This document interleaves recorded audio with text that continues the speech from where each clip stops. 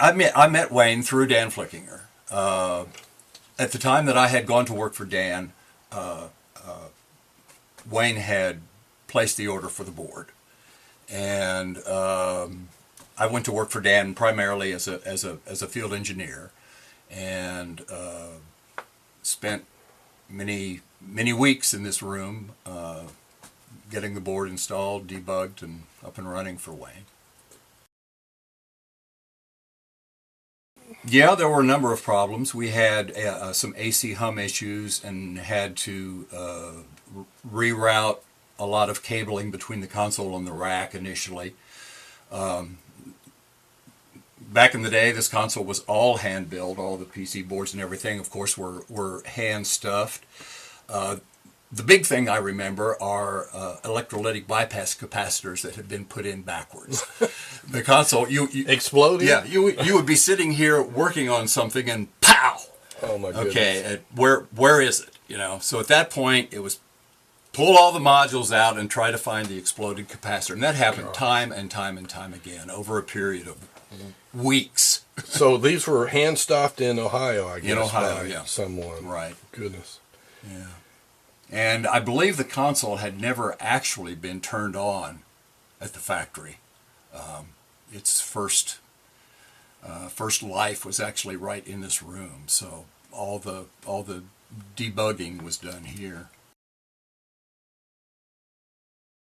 Some of the electronics live on the module. Other parts of the channel electronics are in the rack. For example, the mic preamps are located in the rack. The mic gain switch here, for example, controls the gain of the preamp, which actually sits over there. It controls it in 10 dB steps.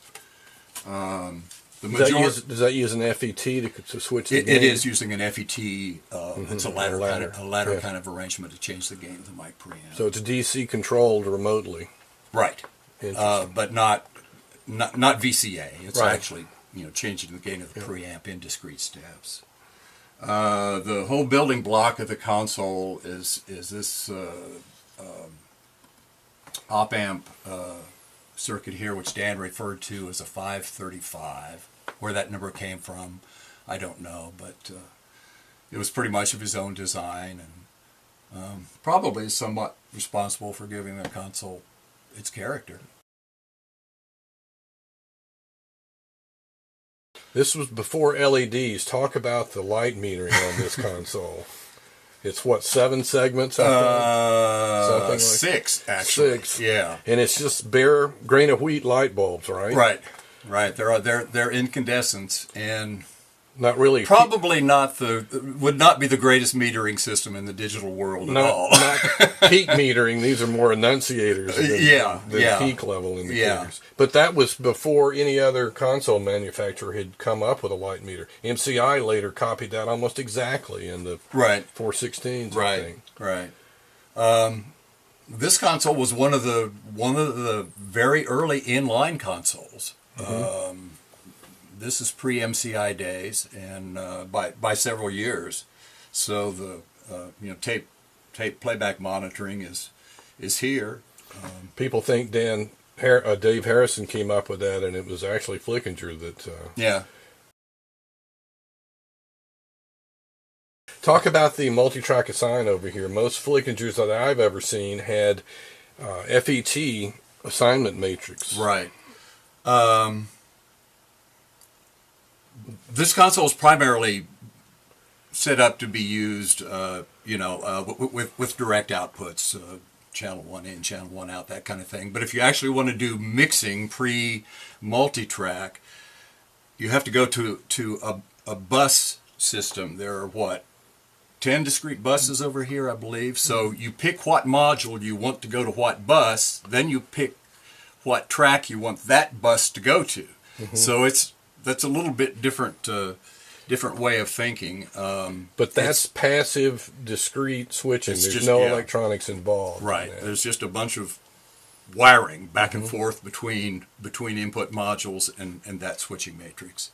If you were to assign track 1 to bus 5 and bus 5 to track 24, the matrix would route the signal from here through the matrix to the line driver in module number 24. So there's a bunch of back and forth going on here.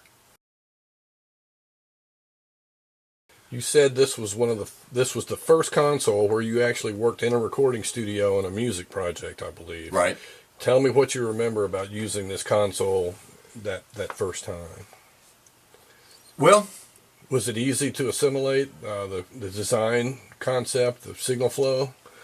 I didn't, at that point, I didn't have any preconceived notions. And of course, I at that point thoroughly understood the signal path through the board. Right. So it was, in that sense, that was very easy for me to deal with.